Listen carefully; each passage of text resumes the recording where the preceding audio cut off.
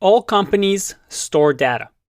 From a simple record book of a small business, maybe even on a journal or a piece of paper, to massive companies like Amazon that need computers to store petabytes of data. Now, in order to store this information, pretty much every company, and sometimes individuals too, need something called a database.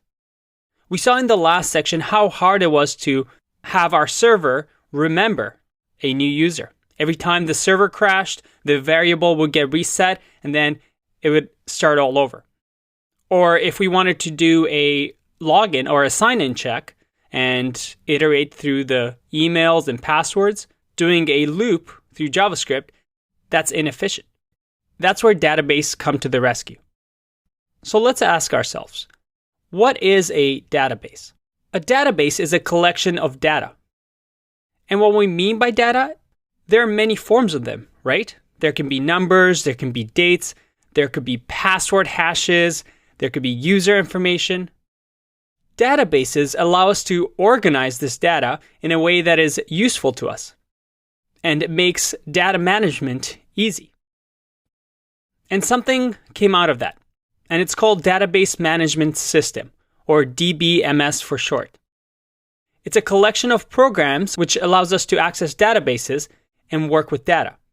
And it also allows control access to database users. So a DBMS is something in this box.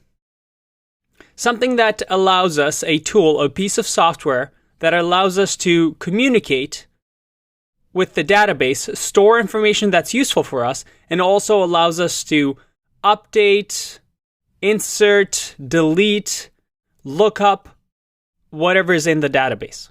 And this idea of a DBMS really started to take shape in 1960s. And now it is at the forefront of many exciting things. There's an entire industry of engineers that just work with databases because it is so important. Now, there are two types of DBMS that are really popular right now and that we're going to talk about in this course. And these two types are represented really well by Postgres and MongoDB. Let's talk about the first one, which is relational database. And this is probably the most popular. As you can see on the right-hand side, you see that all of these are relational databases.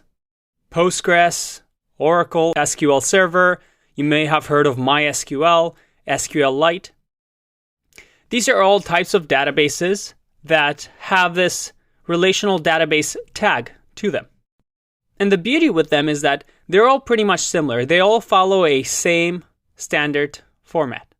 Relational databases consist of two or more tables with columns and rows. So in this case, users is a table, and full name, username, text created at are columns, and whatever values they have here are rows. Each row represents an entry, and each column sorts a very specific type of information, like name, address, or phone numbers. And then the relation between tables and fields is called a schema. In a relational database, the schema must be clearly defined before any information can be added. And if this is confusing right now, don't worry, we're actually going to create these databases so it makes sense to you. If we had Twitter, for example, you can see over here the types of tables that we would have and how we would organize it. We would have a users table, a tweets table, a following table. And we can connect all these information, for example, by connecting different pieces of the table.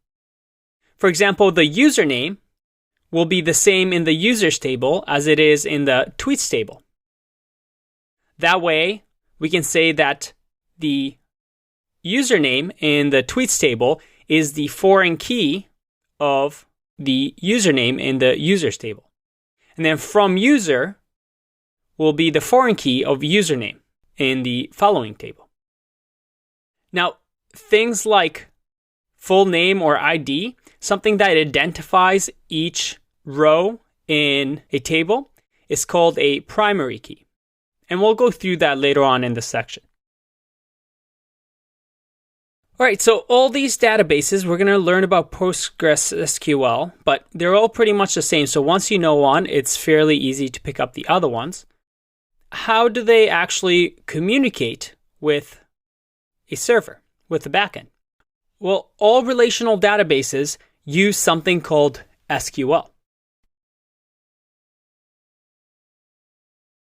And SQL allows us to communicate, just like HTTP did, between the front end and the back end.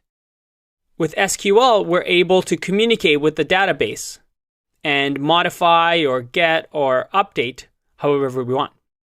And we'll have a video on this topic as well. All right, so that's relational databases.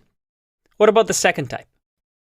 The second type is called a non-relational database or a NoSQL database. And once again, there are many, many different types of databases with some cool names like CouchDB and Hypertable. Now, a MongoDB or a non-relational database lets you build an application without having to define the schema first, unlike a relational database.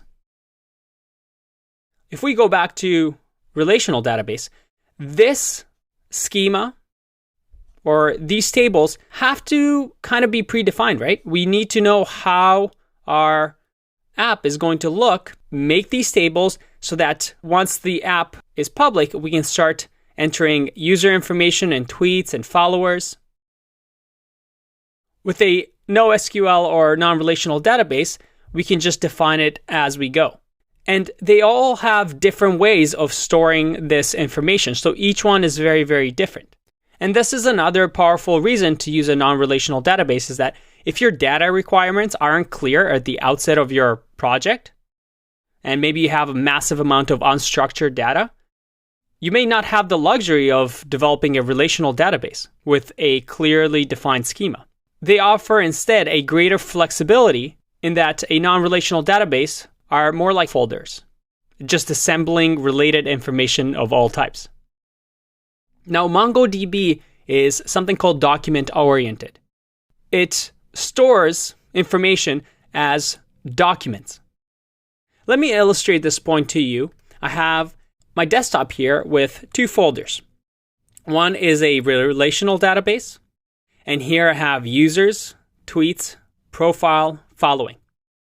And you can think of relational databases with this type of storage, where this folder lives somewhere on a computer that stores this information. And anytime we need to ask a database for something, well, we grab the users. And if we also want to grab the tweets of the user, we find the user that we're interested in, then find the tweets of the user that we're also interested in with the foreign key that links to the users. And we can also find however many followers that user has. We grab that information and display it on our web app. MongoDB, on the other hand, will actually have each user as a document. So if I wanted to grab the first user, well, I just grab this document and it has all the followers, the tweets, the profile, everything is in this one document. And you might be thinking, MongoDB looks like a better choice than having this way of doing things, right? Well, it depends on your need. And that's why databases is such a complex topic. It really, really depends on your situation. You can see this MongoDB way being very useful if you had something like a profile, maybe a LinkedIn profile. But if you needed something where you're working with just following data or just tweets data, maybe with the tweets, you want to see what is the average tweet size. Well, it's really easy to just grab this file and calculate that versus this way where you might have to extract it from each one of the users. So it really depends on your needs. Let me show you another diagram that might be useful.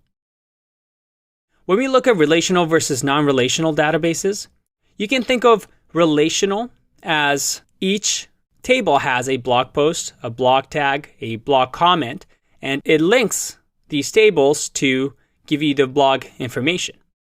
Versus a non-relational that stores this entire blog post in an entry and has comments, tags, categories, and all other related data just in one single place. So what does MongoDB use to communicate? If we go back to our example here, we had SQL for relational databases such as Postgres. Well, MongoDB has its own what we call query language. And it is just the MongoDB query language. But they both aim to do the same thing. That is to communicate with the database, provide an easy way for the server to communicate with the database. And in this section, we're going to be talking about that. And we're going to finally connect the dots and show you the power of databases once they're connected to a server. I'll see you in the next one. Bye-bye.